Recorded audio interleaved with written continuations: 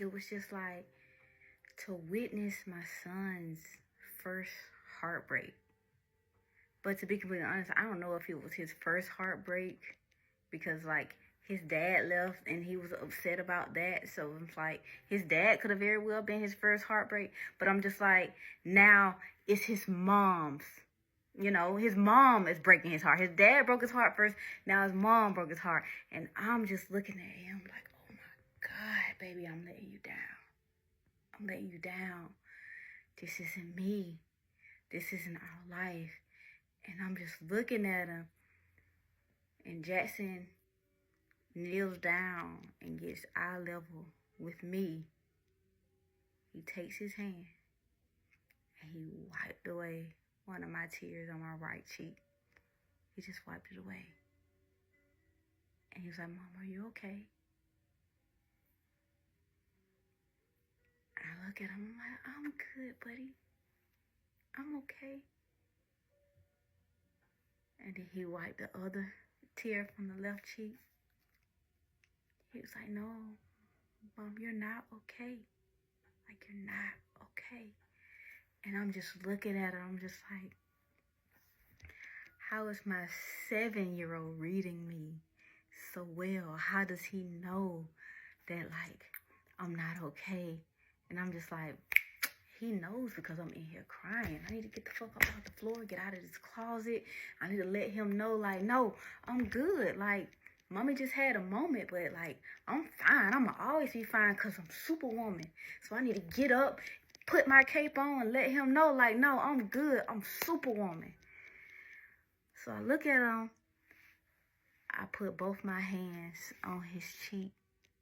And I was just like, Mommy, it's okay. Mommy just had a moment. Adults have moments where they get sad. But then they cry it out and they feel better. They feel better. So Mommy feels better.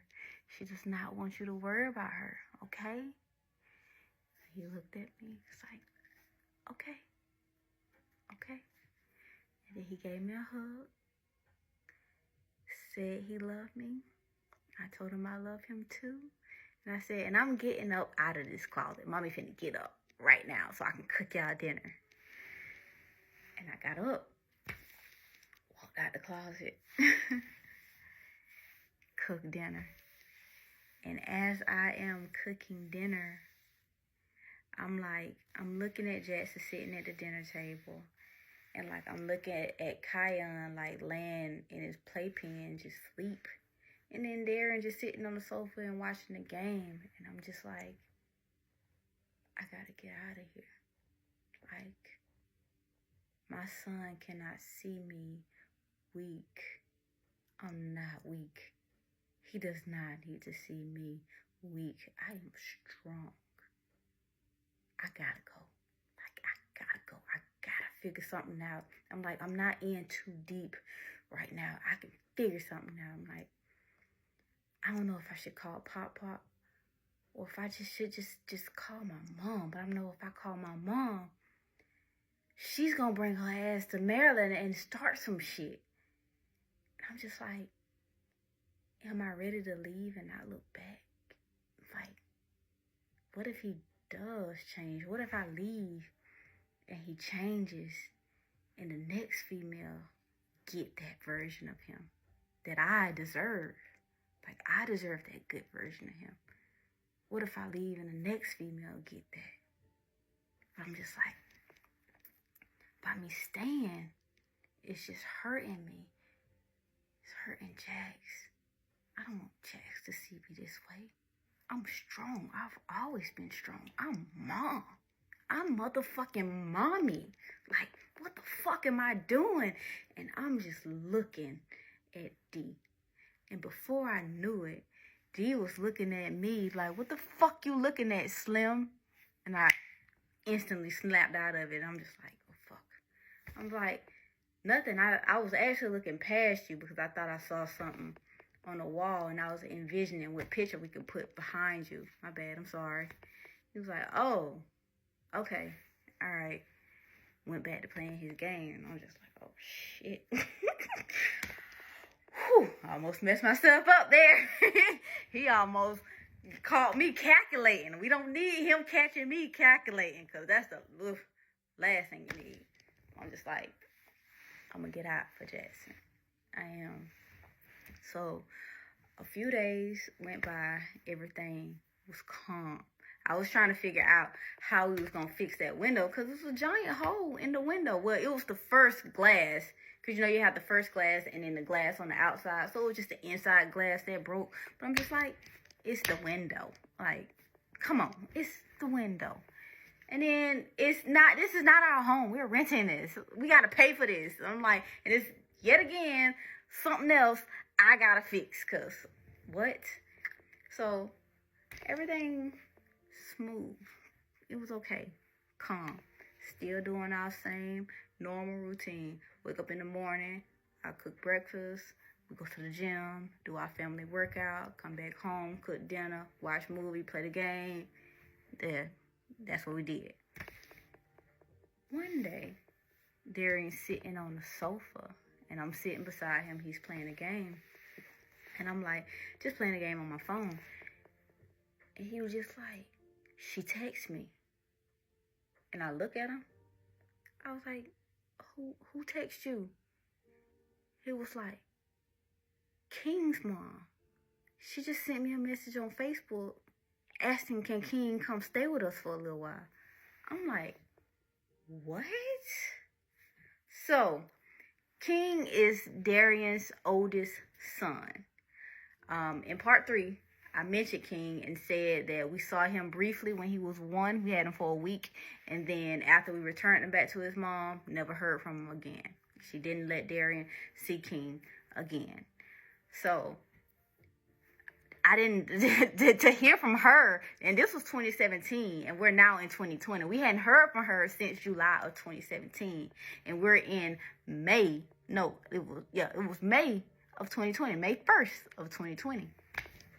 We heard from her, and I was just like, what? So his baby mama, according to Darian, was a one-night stand.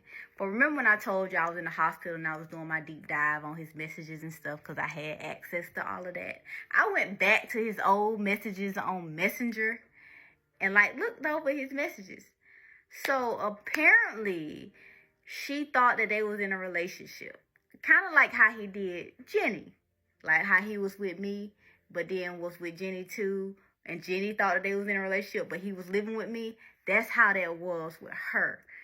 She lived in a different state, and he was in the city where we went to school at.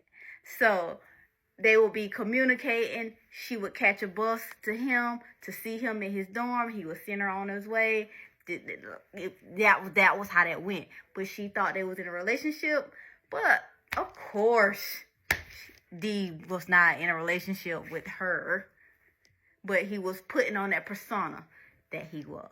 That's how he carried her. So they was talking, like they were doing good. She was visiting and everything, and then boom, she disappeared. Like she tried to contact D for like a week. D wasn't responding, and then D started sending her messages. She stopped responding. It wasn't until a couple of months later she hit him up on Messenger and was just like, hey, I'm pregnant. It's a boy and it's yours. She was 8 months pregnant. That's when she told him she was pregnant. She was 8 months pregnant.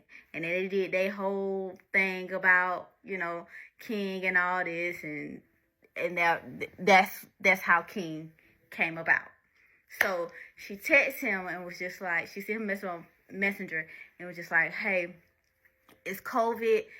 I can't keep taking off work. Can King come stay with y'all for a little while? And I'm just like, okay. Like, yeah, of course he can come stay with us. I'm talking to D. I'm like, yeah, tell her, yeah, he can come stay with us. But how long is he going to stay with us? I'm like, at this time, because I'm doing the math, I'm like, at this time, King should be around 5, because King and Carter was the same age. So I'm like, King should be around 5, so he should be starting kindergarten in the fall. So are we just keeping him for the summer? Like, how we gonna do this? And so I was just like, send her a message, send her that. He was just like, hey, you get my phone and you message her. So I'm messaging her. Of course, I'm messaging her as him, because she had me blocked on Facebook. So I'm messaging her as him. So I'm just like, hey, yeah, we can get him. How long are you planning? How long do you want us to have him? Because I know he should be starting school in the fall. Like, do you want us to just have him for the summer? And she was just like, yeah, that's fine. And I was like, well, okay, do you want to meet me halfway, or are we coming all the way there to pick him up? And she was like, I'll send you the address to pick him up. And I was just like, all right, cool. I was like, okay, cool. She sent the address. He was like, all right, I'm going to go tomorrow. Like, I'm going tomorrow to pick him up, because it's been years since I seen my son, and I've been trying to see my son, and she had been letting me see my son. So it was just like, no, I'm going tomorrow to pick him up before she changed her mind. I was like, okay, but make sure when you pick him up, she gives you his paperwork. Like, we're going to need his birth certificate. We're going to need his social. If we're going to have him for the summer, like, we're going to need that just in case something happens and we have to, like, take him to the ER or something. You never know. So we're going to need all his documents. And he was like, okay. And I was like, and let me see your phone. I'm going to text her that we need that so that she can have that in his bag when we get him. And he was like, okay. So I sent her the message. I'm like, hey, can you have his social security card, his birth certificate, and all that in the bag, like, just in case something happens when we have him for the summer, and like he needs some medical attention, we can have all that squared away. She said, okay. I'm like, all right, we're gonna be there tomorrow to pick him up. I said, I'm gonna be there tomorrow to pick him up, because again, I'm talking as D. She's like, okay.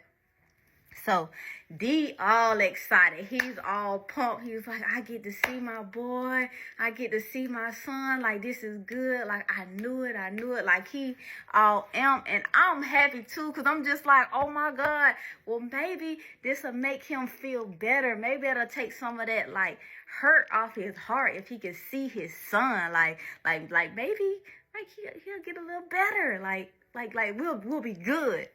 So next day come around, May 2nd. He loaded up the truck, put gas in the truck, was on his way. He did not want me to come with him, because he said he did not want her to back out if she saw me. Because the last time when he dropped King off when he was 1, I was with him. And he said I was the reason why she did not let him, get him again, because he had a girlfriend. So I'm just like, all right. So when he said he didn't want me to ride with him, I was just like, well, okay. This will give me time to, because it was a 6-hour drive. So I'm like, this will give me, about 4 hours. This will give me time to get, Jackson good, get Kion good, and figure out how I'm going to get up out of here. Like, I need to figure out my plan. This will give me time to figure out my plan without him being here. So he's driving down to pick up King. He's calling me every once in a while to check in, everything good, telling me how his drive is going. Boom, good. He gets the King, lets me know, like, hey, I just pulled up to the house. I'm going to call you when I have him in a truck. I was like, all right, cool. So hang up the phone, go about my day. About like 10 minutes went by, and he called me. I was like, hello? He was like, hey. I was like, how you feel to have him? How he look? How is he? Like, how is things? Like, how you feeling? Are you excited? He was just like, yeah, but I picked him up from some old lady house. And it was a bunch of kids there. And like, I was just like, hey, I'm here for King. And they just handed him to me. And King, he just looked at me and was like, hey. And I was just like,